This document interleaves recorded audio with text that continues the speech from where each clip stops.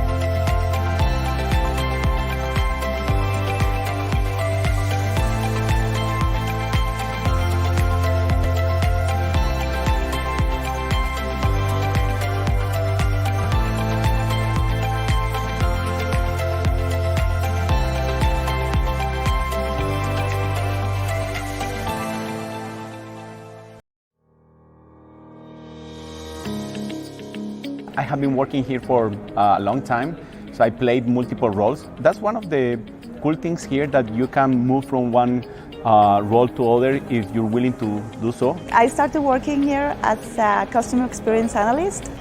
I worked in that position for 2 years, and after that the company gave me the chance to start working as a QA analyst. I just wanted to be more involved in the engineering side. Even though I'm not an engineer, I wanted to learn.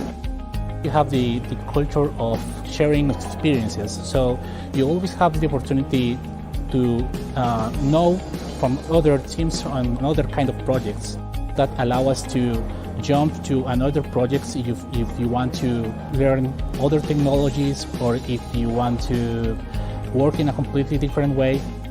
People are amazing here. I have a lot of friends here. The environment is very nice. You can learn about new stuff every day. You have the chance to be in very interesting projects. And I think if you are able and you really want to do it, and you have the company support to do it, you can get everything you want. I would like to feel that I'm adding value to what we do here. I want to make something important, and I want to help people. I want to help the team to succeed, and I'm feeling, I'm doing good while doing these things. And that's what keeps me motivated to come every day here.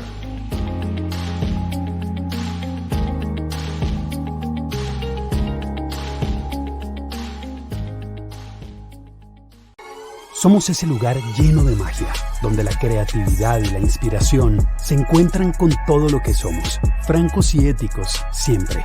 Aventureros, pragmáticos, exploradores y curiosos por excelencia. Nuestra pasión nos mueve a convertir nuestros sueños en realidades. Y son los amigos, las sonrisas y las ganas los que alimentan nuestros deseos de ir por más.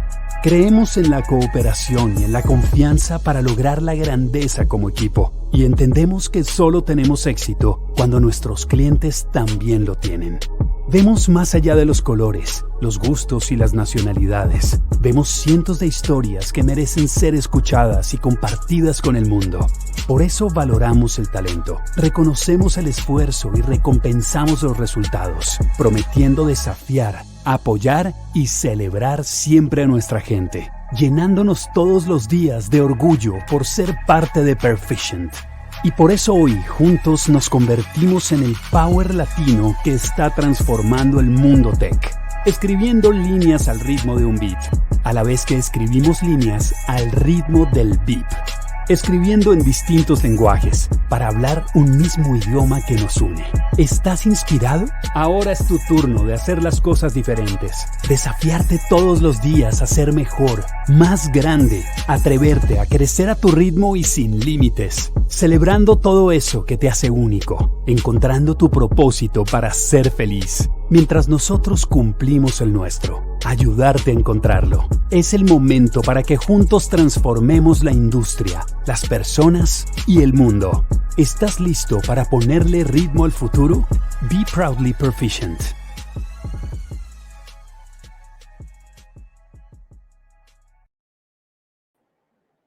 Bueno, muy buenas tardes a todos. Queremos darle la bienvenida a esta charla de Continuous Integration y vamos a tener un espacio para que ustedes también interactúen con nosotros a través del chat de las preguntas de Twitch. Mi nombre es Juan Pablo Rodríguez, les queremos dar la bienvenida a Perficient. Somos una consultora digital, buscamos la transformación de las compañías. Estamos ubicados en diferentes partes del mundo. Somos alrededor de 7.000 compañeros y en Latinoamérica somos alrededor de 1.700 personas. Estamos ubicados en México, Colombia, Uruguay, Argentina y Chile. Lo que más nos gusta en Perficient es nuestra cultura, es nuestra apertura, es poder hablar tranquilamente, que nos conozcamos entre todos y que podamos crecer como compañía. Hoy vamos a tener una charla con Juan Torres y Juan Ibáñez. Ellos nos van a estar acompañando y queremos que pregunten bastante, que de verdad interactuemos mucho. Como compañía nos interesa mucho también que ustedes nos conozcan, que podamos interactuar a través de las diferentes actividades que tenemos, de nuestros club de inglés, de nuestras charlas de tecnología como esta, de nuestros bootcamp, y queremos invitarlos cada día a que estén con nosotros. Para esto les vamos a compartir a través de la pantalla un código QR si lo quieren escanear, si nos quieren conocer más como compañía, y les vamos a compartir el link de esto también para que tengamos. Aquí se los comparto. Y les voy a presentar a Juan Torres y a Juan Ibáñez, que van a ser los speakers del día de hoy. Hola, muy buenas tardes. Bueno, está Juan Ibáñez y Juan Torres, ellos van a estar acompañándolos el día de hoy. Yo me despido. Muchas gracias a todos por asistir. Muchas gracias. Bueno, señores, muy buenas tardes, ¿cómo están? Bienvenidos a esta charla de CI, perdón. Vamos a arrancar con una, breve presentación de nosotros. Por favor, mi compañero primero, ante todo. Buenas tardes para todos. Mi nombre es Juan Camilo Torres. Yo trabajo en la compañía desde septiembre del 2019.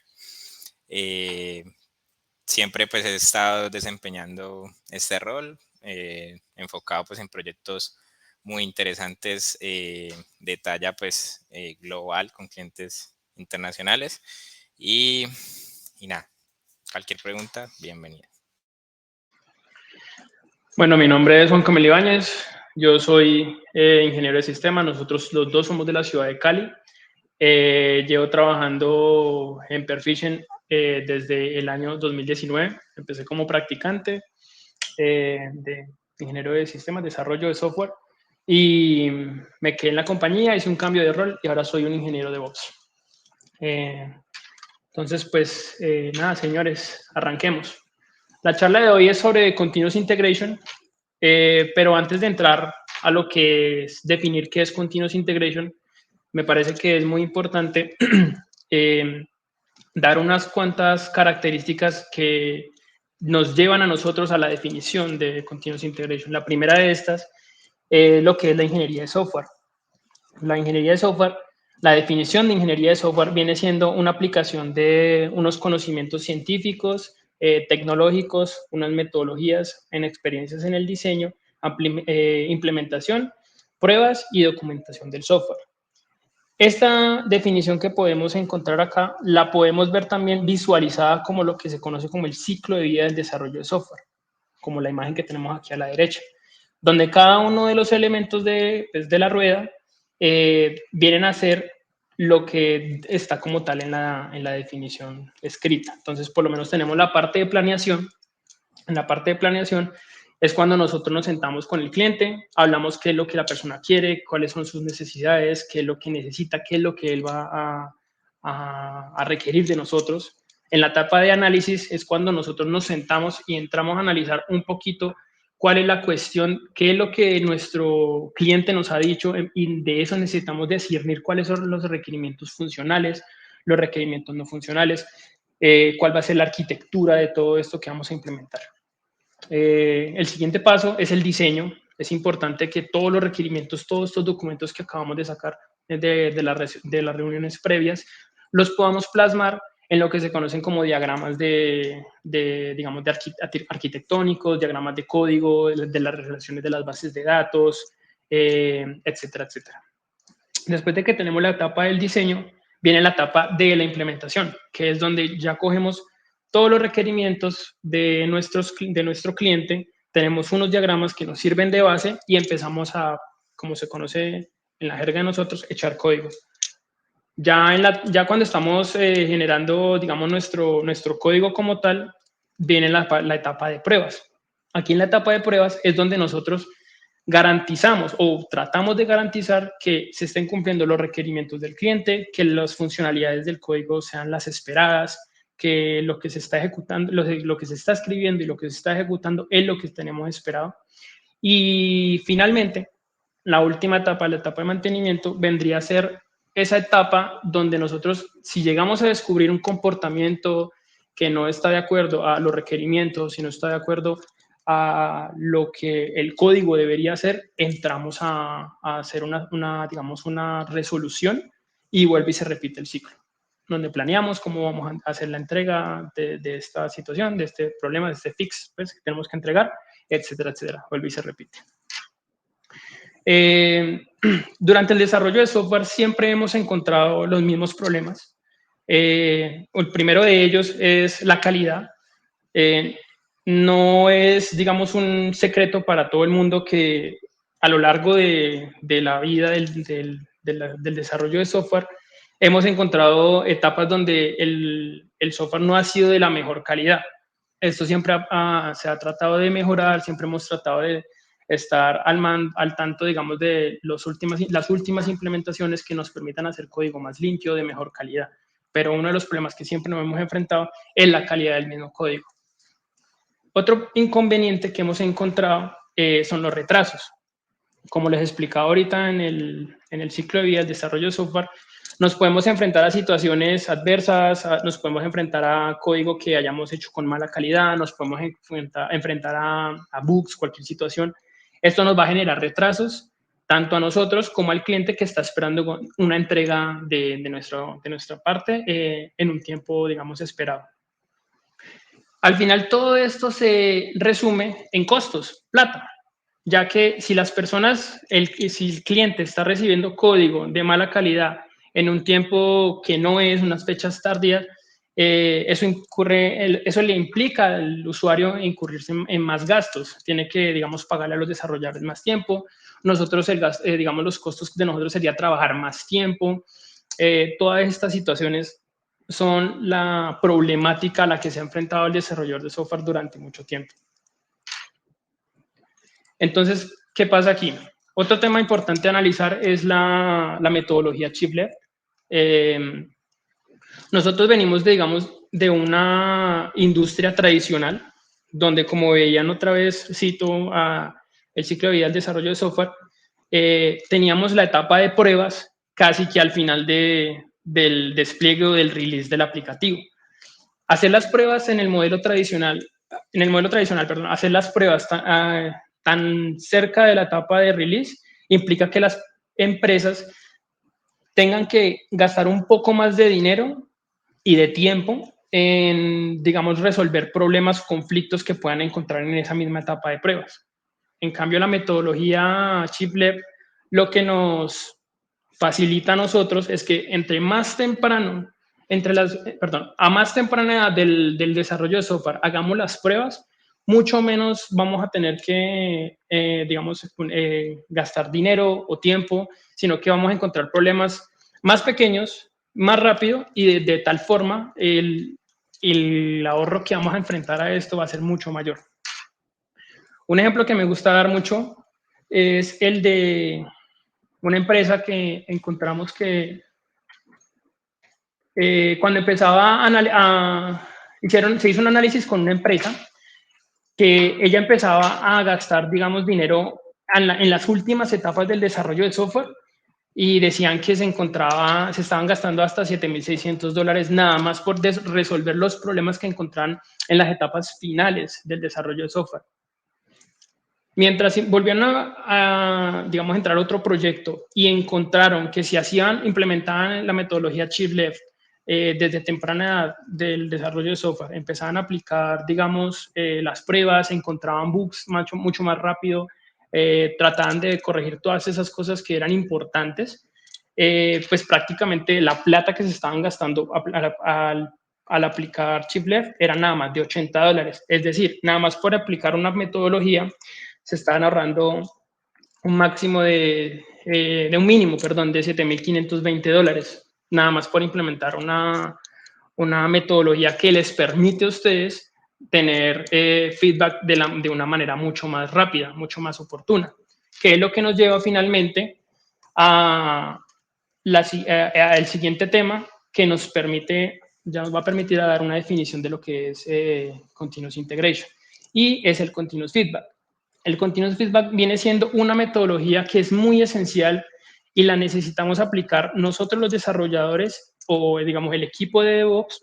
Es un trabajo que envuelve a todo el equipo de tal forma que cuando se esté entregando, haciendo un entregable, un release, un deployment o cualquiera de estas tareas que tenemos en el día a día y detectamos un error, una falencia o alguna situación que no es la óptima, no es la más esperada, de manera inmediata podemos resolver esa situación y el equipo se encarga de resolver el problema, lo que nos permite a nosotros ahorrarnos muchas pruebas, ahorrarnos mucho tiempo y sobre todo pues entregar el código como lo estamos buscando, como lo estamos esperando, pues como el cliente lo necesita, con una mejor calidad.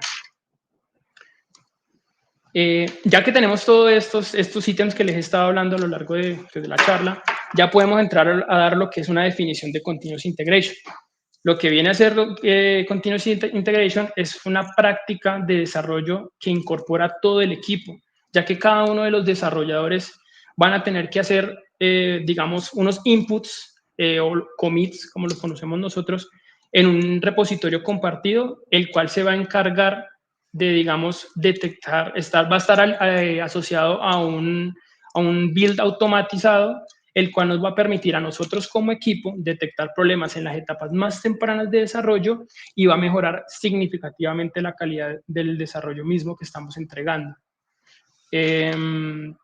Como pueden, digamos, evidenciar en la imagen, es básicamente la misma metodología que explicamos con el ciclo de vida de desarrollo de software aplicada a garantizar una mucho mejor calidad.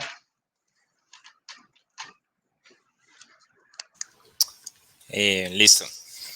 Bueno, ya como mi compañero Ibáñez lo menciona, pues tenemos hasta ahora un resumen para recapitular, que cuando hablamos de integración continua, hablamos de una serie de prácticas que seguimos nosotros como equipo. Nosotros, digamos que el CI viene a hacer un cambio de paradigma a lo que estamos acostumbrados de ver en la parte tradicional, que pues siempre vemos mucha jerarquía, que el equipo está compuesto pues por el líder de desarrollo y los desarrolladores y por allá están los de operaciones, no.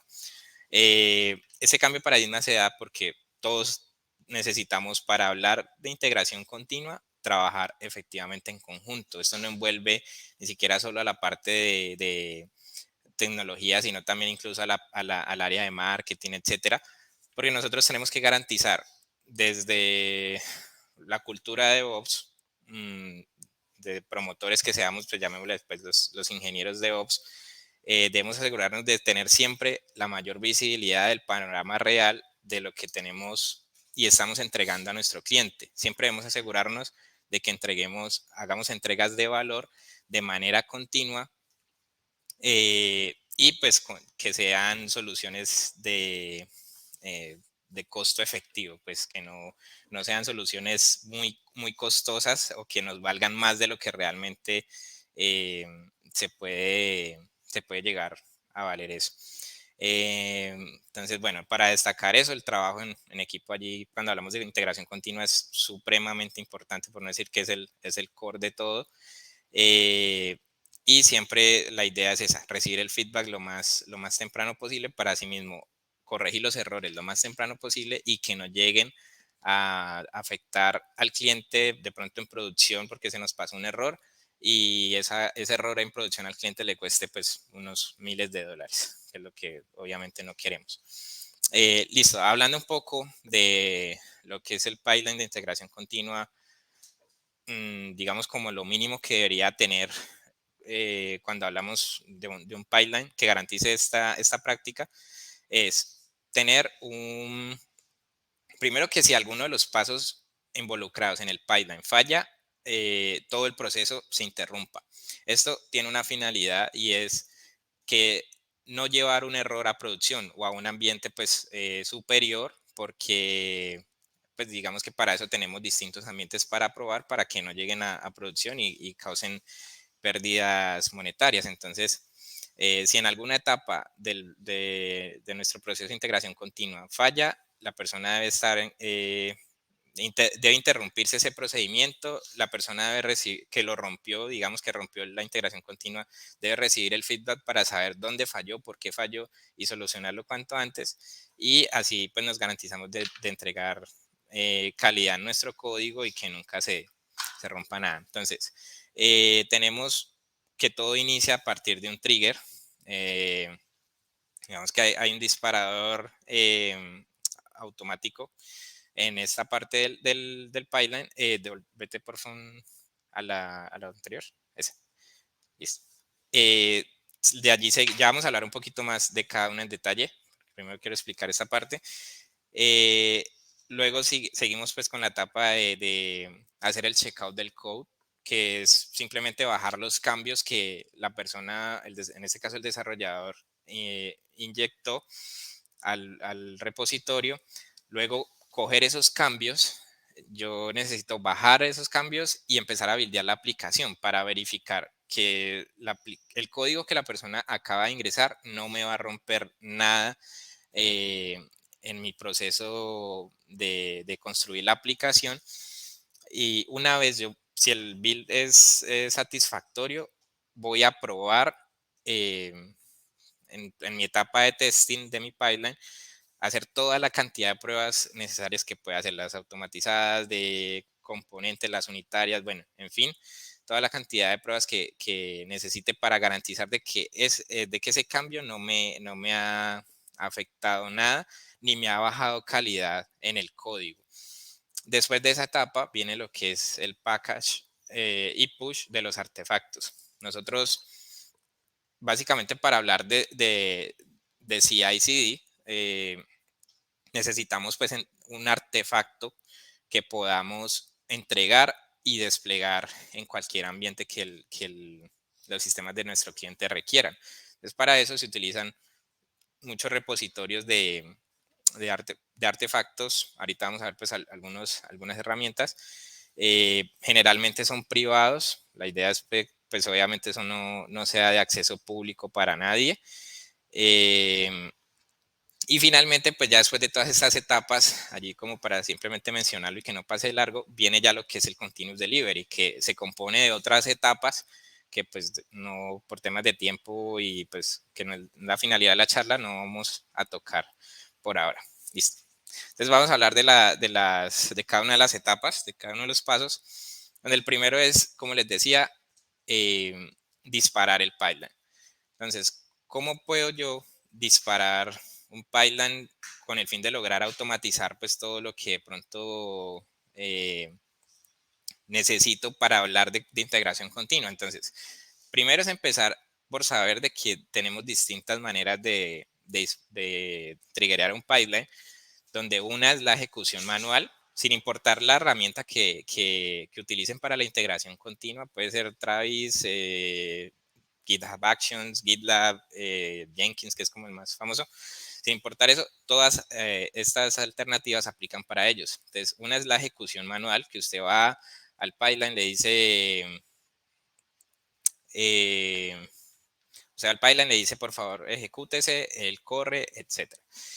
Luego está la ejecución por commit y por pull request. Digamos que estas dos se comparten muy de la mano, prácticamente son como lo mismo. Y lo que generalmente se hace es configurar desde nuestro repositorio, sea que lo tengamos en GitHub, por ejemplo, configuramos algo llamado webhook. Entonces, ¿esto qué quiere decir? Que cada que hay un commit o un pull request, según lo configure mi webhook, él va a ir a un endpoint donde está mi herramienta de CI, y le va a decir, vea, alguien hizo un nuevo commit o alguien creó un nuevo pull request, por favor ejecute el pipeline según lo que usted tenga en sus instrucciones.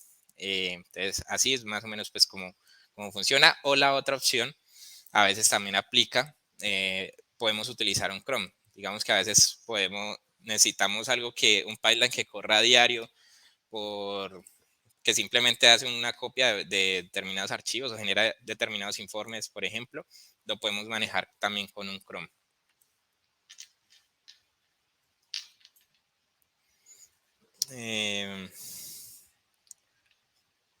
Listo. Bueno, hablando de la parte de descargar el código, como les mencionaba, pues tenemos nuestros distintos sistemas de control de versionamiento. Pues digamos que de los más comunes hoy en día en las organizaciones es GitHub o GitLab.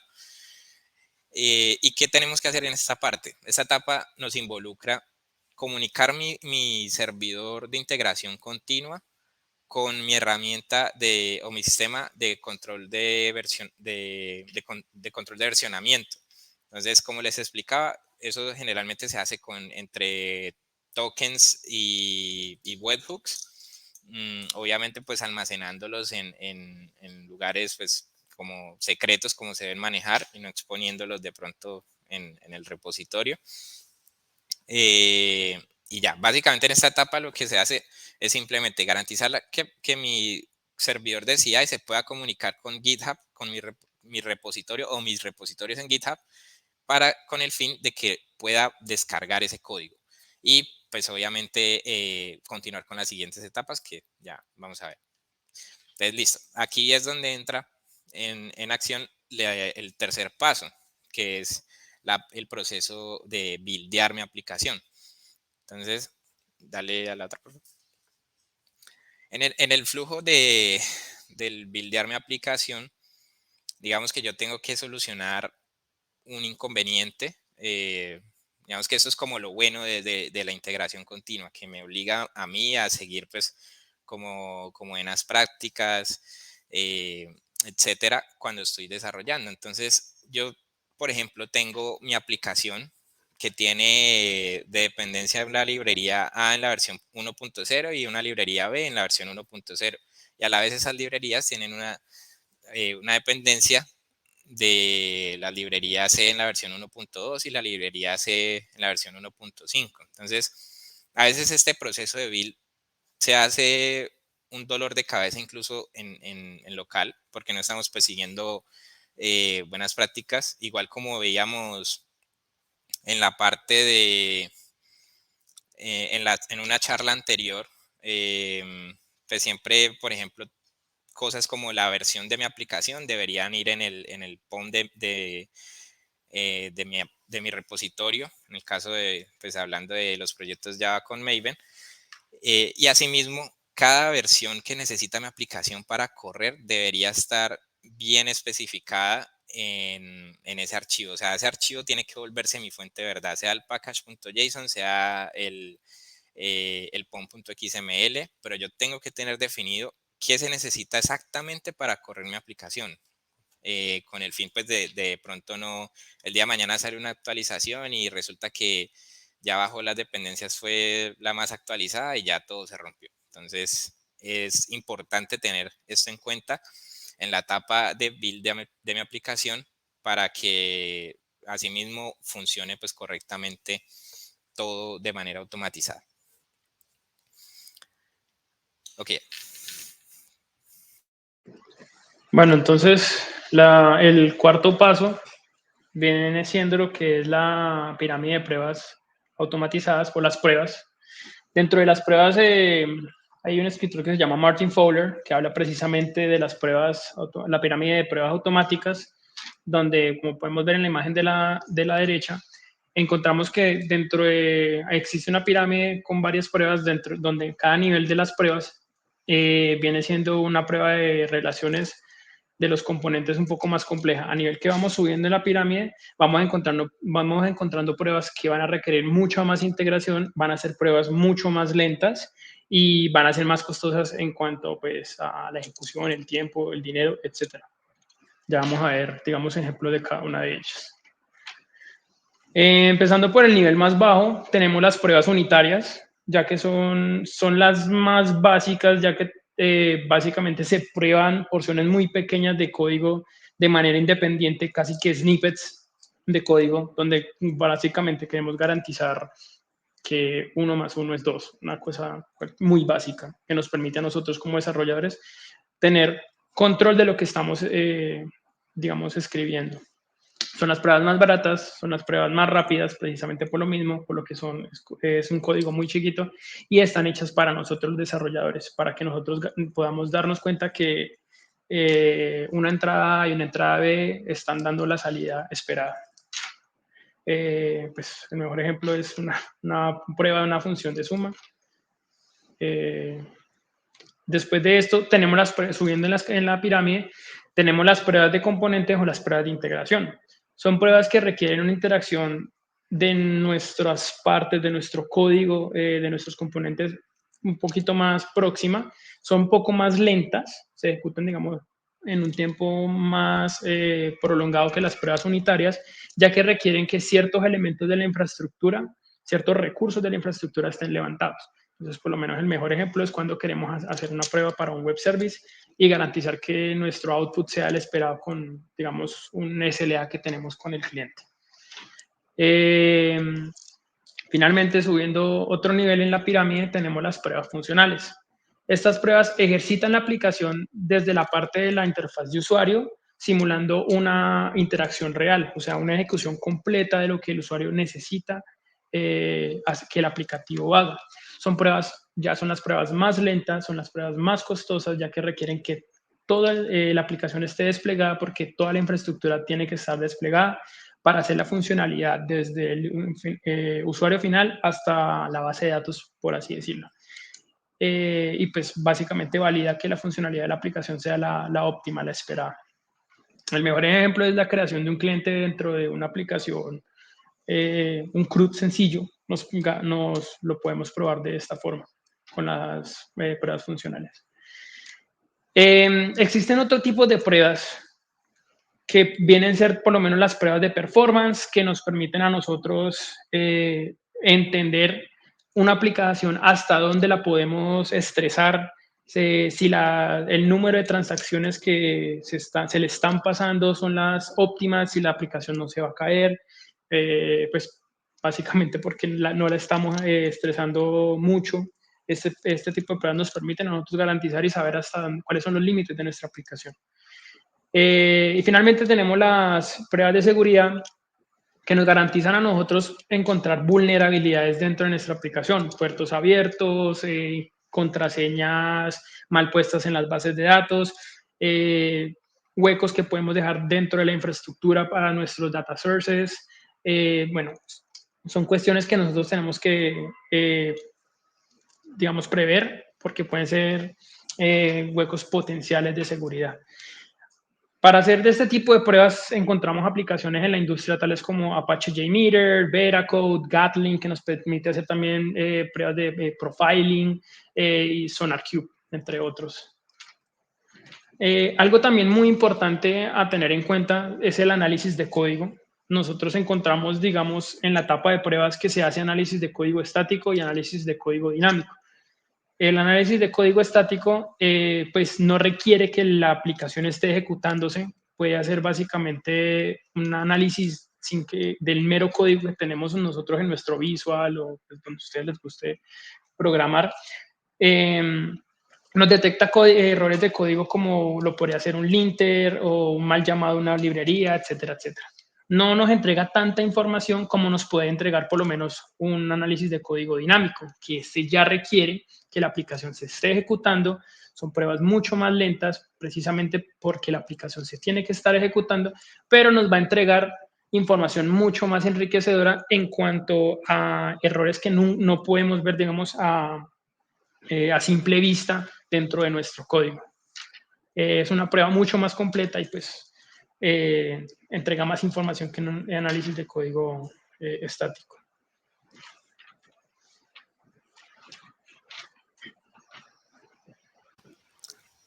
Listo.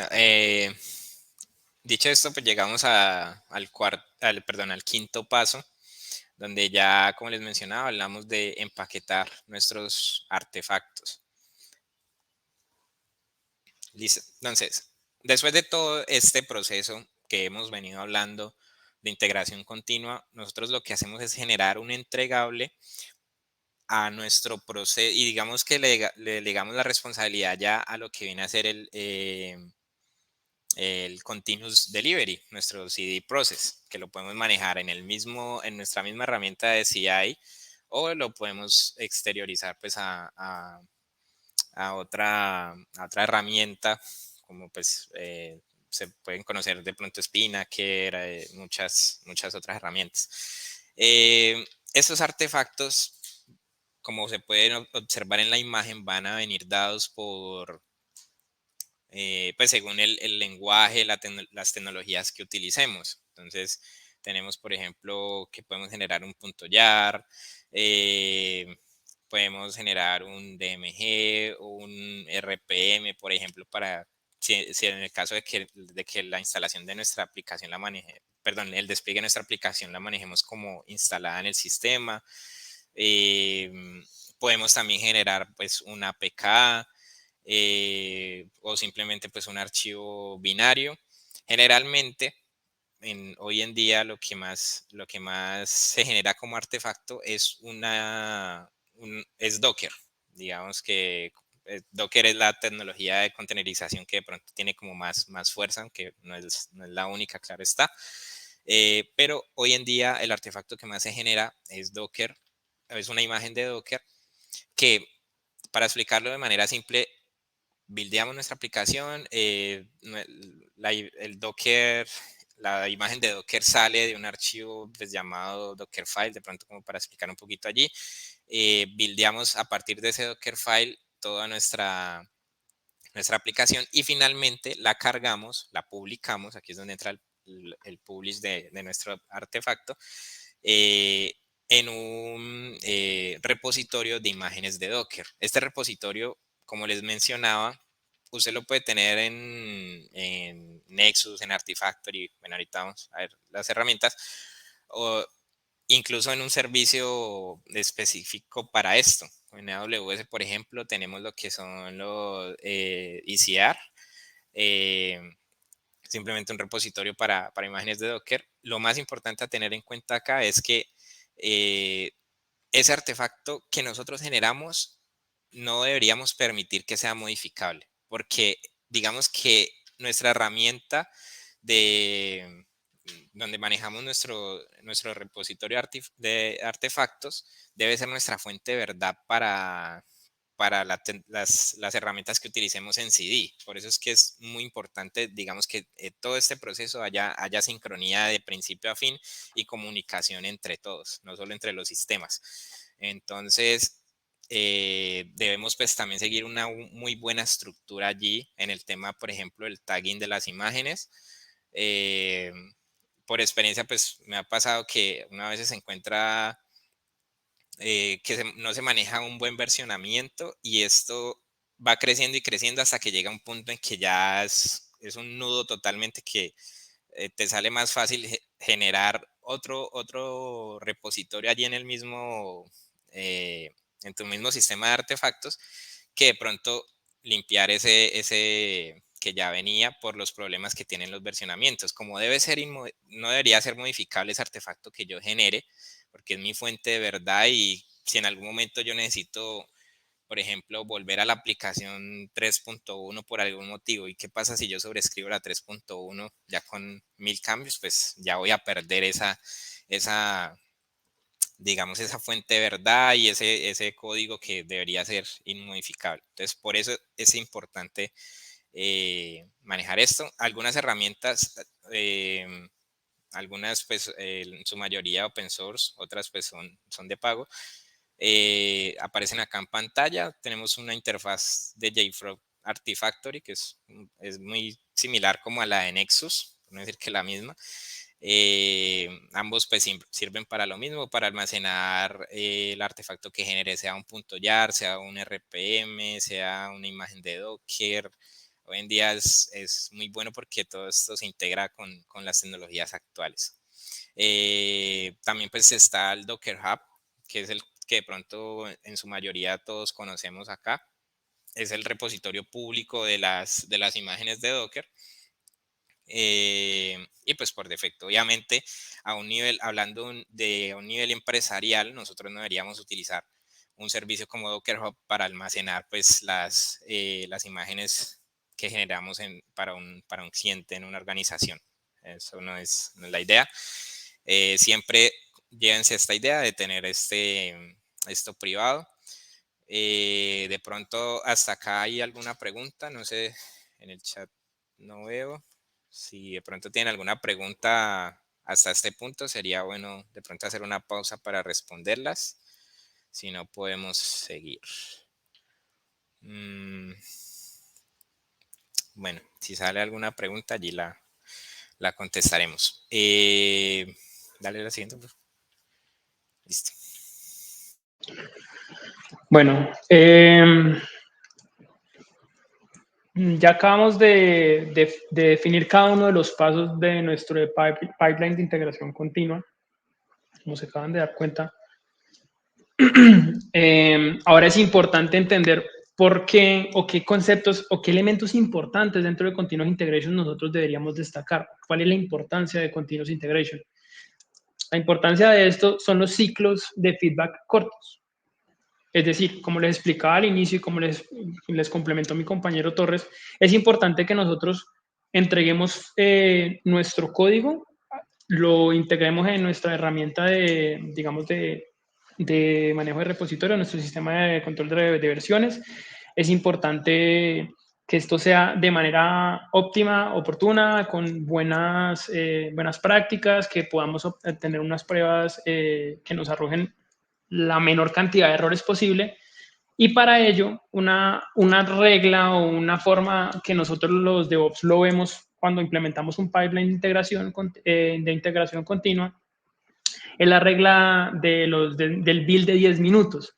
Es decir, un pipeline desde el trigger hasta la parte de continuous delivery, que se sale del scope de esta charla, no debería durar más de 10 minutos, ya que si nosotros dejamos que un pipeline se ejecute por 15, 20, 30, 40 minutos, primero los desarrolladores vamos a entrar en algo que se llama el switch context. Nosotros no solamente trabajamos 2 minutos en una cosa y ya, sino que tenemos varias tareas a lo largo de nuestro desarrollo.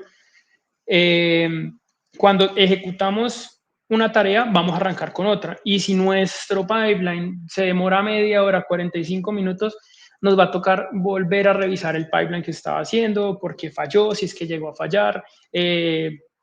No vamos a, digamos, atacar el problema en su momento, sino que vamos a dejar que eso siga allí.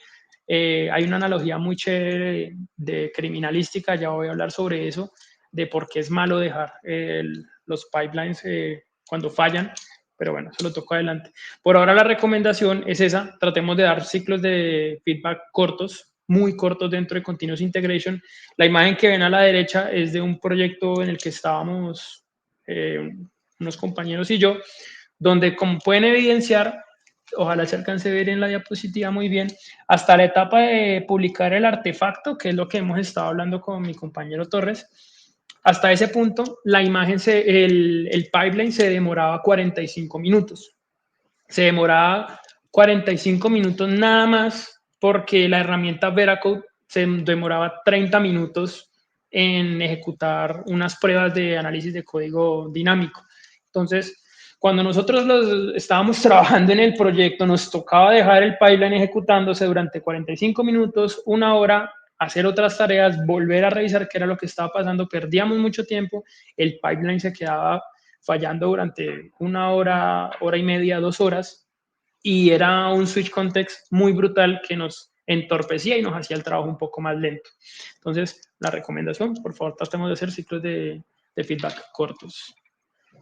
Bueno, hay muchas herramientas en la industria, pero digamos que las que más destacan frente a lo que es Continuous Integration son herramientas tales como Jenkins, Circle CI, TeamCity, Bamboo, GitLab, y hay una última que está pegando duro, es Azure DevOps. Pues para los que ya han trabajado en la nube de Azure saben que Azure es una muy buena nube, y Azure DevOps es un feature o un servicio más bien de Azure que está proveyendo y está arrasando con muchas tecnologías hoy en día. No le hago publicidad política pagada, pero la recomendamos mucho aquí en Perficient. Bueno, otro elemento importante para analizar dentro de Continuous Integration es lo que se conoce como el Environment Parity. Es importante que nosotros podamos ejecutar nuestro código en un ambiente y al desplegarlo en otro ambiente se pueda ejecutar tal cual y funcione tal cual como se estaba ejecutando en el ambiente anterior. ¿Cuál es la rigurosidad? ¿Cuál es la intención del Environment Parity? Que seamos muy rigurosos al aplicar esta disciplina, ya que nosotros deberíamos poder, lo que corremos en Dev, poder correrlo en QA y correrlo en Prod sin ningún inconveniente, que nuestro aplicativo corra donde sea. Obviamente hay cuestiones que tenemos que tener en cuenta, como las variables, el hardware, interacciones y todo esto. No todos los ambientes son los mismos, pero la idea es que nuestros ambientes sean lo más similar posible para que cuando se despliegue de un ambiente a otro, no hayan muchos cambios que se tengan que hacer y nuestra aplicación funcione en producción tal cual como la desarrollamos en el ambiente de development. Bueno, hay una teoría que se llama la teoría de la ventana rota. Eso es de criminalística. Nos gusta mucho pensarlo así aquí como DevOps, ya que la teoría explica que cuando tú ves una casa que está en un barrio, digamos, de escasos recursos, y tú ves que una de las ventanas de la casa está rota, es muy normal o está demostrado, digamos, en criminalística, que la casa se tiende a vandalizar un poco más. No es por el barrio, o sea, no es el ambiente. Esta misma situación se replica en un barrio, digamos, de estrato alto o con personas que tienen más dinero. Se replica el mismo escenario, una casa, se le rompe una ventana y la casa tiende también a ser vandalizada por las personas pues, del sector o alguien que pase, etc. Esto, el mensaje que nosotros tomamos de aquí, de esta teoría, es que si nosotros dejamos un pipeline que falle, dejamos que nuestro pipeline, él falló por alguna causa, alguna prueba no funcionó como debía, y lo dejamos así, mañana lo resolvemos, pensamos en resolverlo mañana, al otro día, sin darnos cuenta, estamos dañando todo un proceso, y adicionalmente de que estamos dañando todo un proceso, podemos estar dañando nuestro código como tal.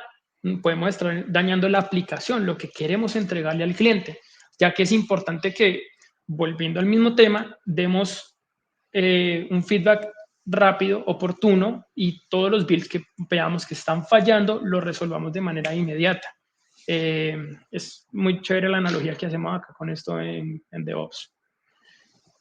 Y bueno, ya para finalizar, queremos dejarle, digamos, unas prácticas claves que nosotros desde aquí, desde el área de DevOps, encontramos, y es como hacer commit de manera frecuente, no hacer commit de código que esté pues broken, que esté dañado, arreglar los builds que fallan de manera inmediata, ya vimos el por qué, escribir pruebas automáticas, garantizar que nuestras pruebas automáticas están ejecutándose y están pasando, las inspecciones están pasando, y sobre todo pues, que podamos ejecutar builds de manera privada, es decir, en nuestro local antes de integrarlos a nuestro servidor de Continuous Integration. Bueno, eso sería la charla por el día de hoy. No sé si podemos revisar las preguntas.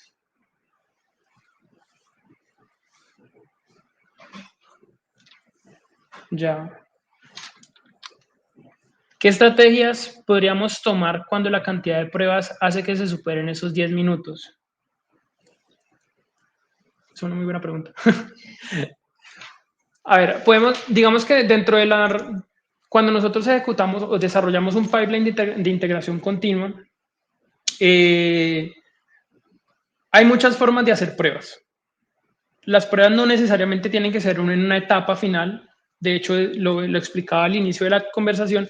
Es bueno que una de las estrategias que podamos implementar sea la de hacer pruebas de lo que se necesite hacer, del código, de las funcionalidades, de componentes, desde etapas tempranas. Entonces, una solución, digamos, a tu inconveniente de la regla de los 10 minutos podría ser que hagas pruebas de ciertos componentes desde etapas tempranas. Obviamente no es una regla de oro, no es algo que tienen que ser 10 minutos y ya, pero sí se busca que al menos haya un tiempo ahí no tan alto a 10 minutos, ¿sí? No sé si mi compañero Torres quiere agregar algo más. No, allí,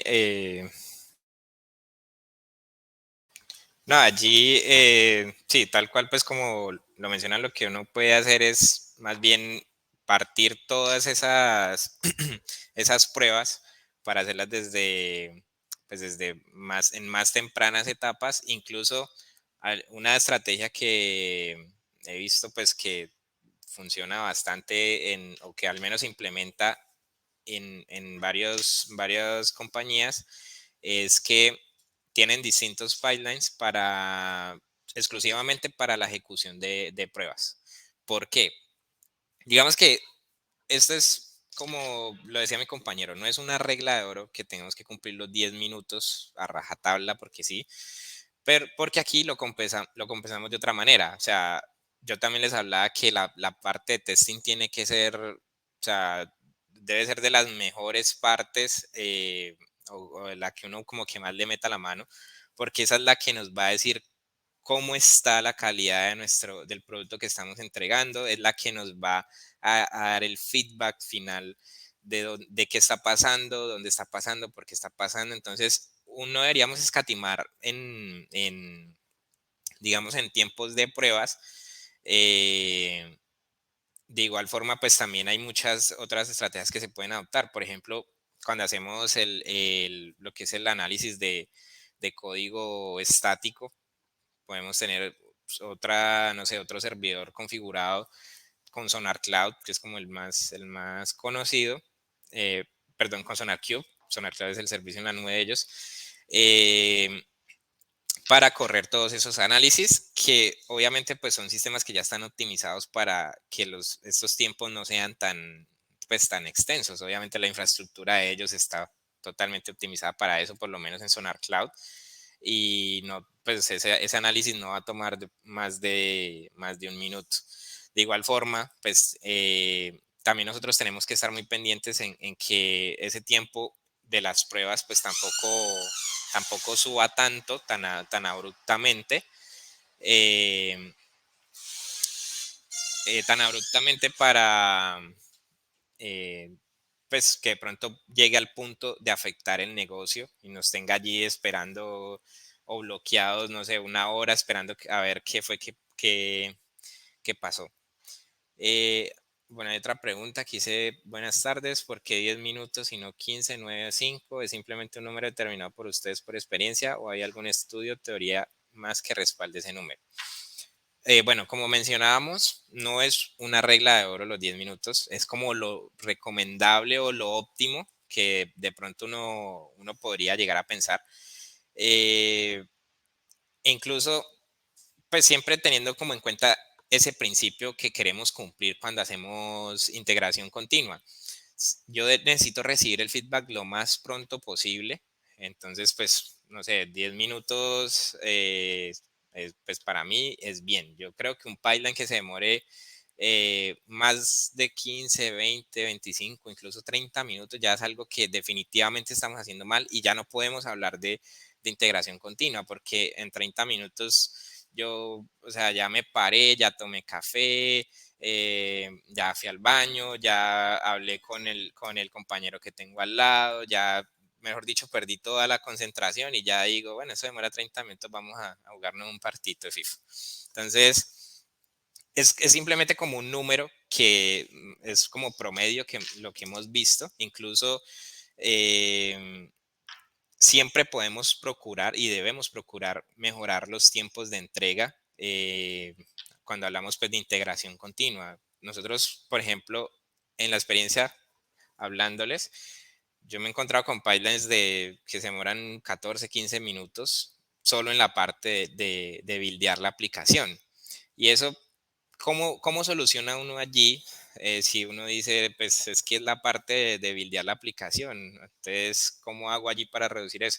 Siempre van a haber alternativas. De hecho, en una experiencia que tuvimos, era que teníamos Jenkins montado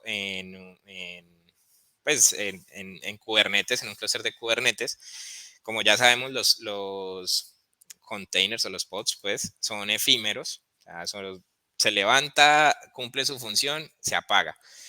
Entonces, uno de los problemas que identificamos es que no tenemos la persistencia de pronto de las dependencias como lo tendríamos en una instancia de S2 normal, en un servidor normalito.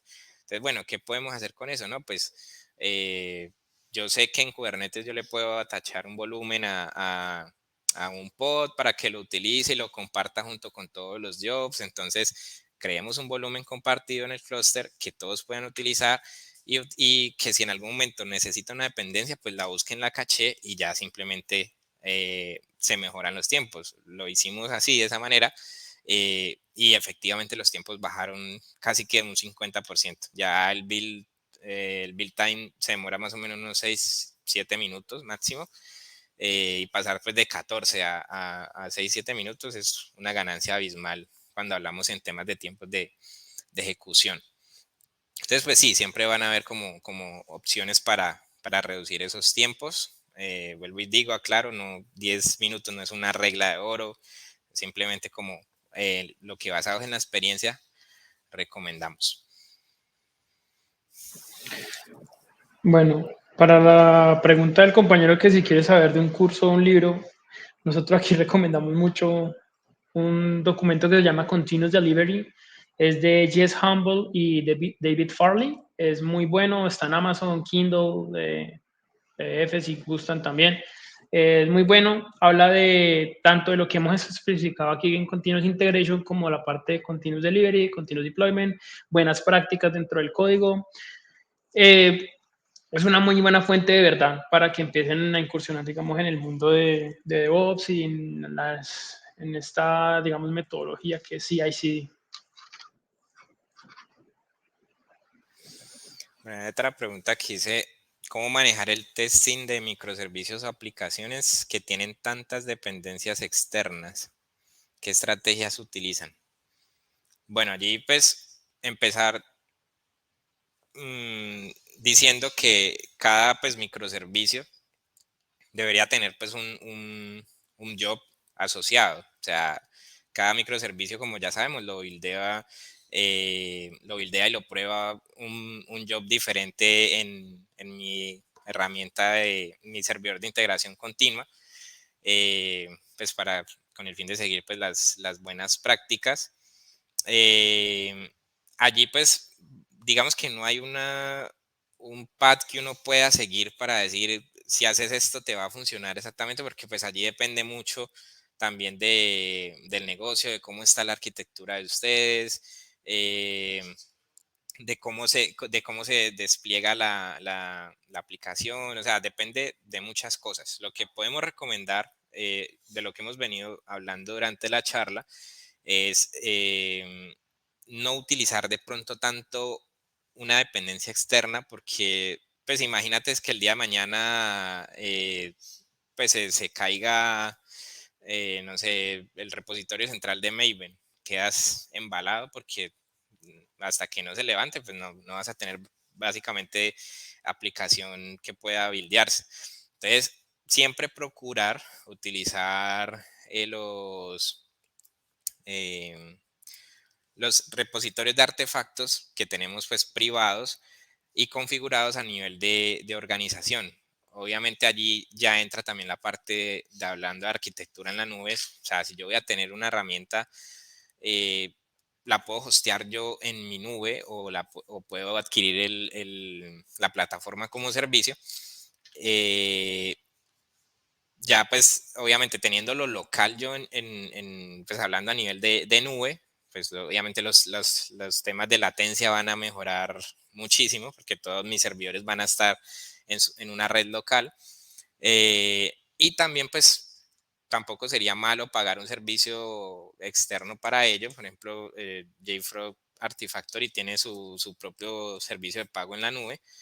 Y pues obviamente todo eso está optimizado, te garantiza pues que todo tu espacio de trabajo sea ajeno al de los demás y que no te veas pues afectado por de pronto alguna situación que le vaya a pasar al data center de ellos, etcétera. Obviamente todo eso está manejado con alta disponibilidad. Entonces allí depende mucho de qué implementación tengas en la actualidad, de cómo manejan tienen la arquitectura ustedes, la infraestructura, etcétera. Listo. Bueno, señores,